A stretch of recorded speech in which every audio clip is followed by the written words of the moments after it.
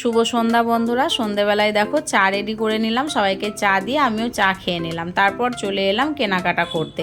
তো আজকে কেনাকাটা করছি আমার দিদির ছেলে আর ছোট ছোট দুটো আমার ভাই বোনও আছে তাদের জন্য, আর মা আর দিদি ভাইয়ের জন্য।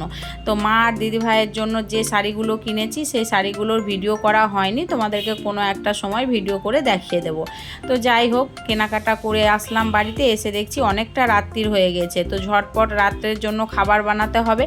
তো আটা মাখিয়ে রুটি আর তরকারি বানিয়ে নিলাম। এদিকে মাম্মা পাপারও খিদে পেয়ে গেছিলো, তো ওদিকে রুটি তরকারিটা হতে দেরি হচ্ছিল বলে ওদেরকে ভাত খাইয়ে দিলাম।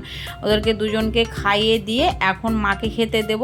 তো মায়েরও খাওয়াতে অনেক লেট হয়ে গেল, কারণ মাও 10টার সময় খায়। তো মায়ের খাবারটা ঝটপট করে এবার বেড়ে নিলাম, এখন মাকে দিতে যাচ্ছি। তো মাকে খাবার দিতে এসে দেখলাম দিদিভাই এসেছে, তো দিদিভাইয়ের সাথে একটু গল্প করতে লাগলাম। তারপর দোকানে গেলাম, শার্ট ছিল না, শার্ট নেব বলে। তো শার্ট নিয়ে আজকের ব্লগটা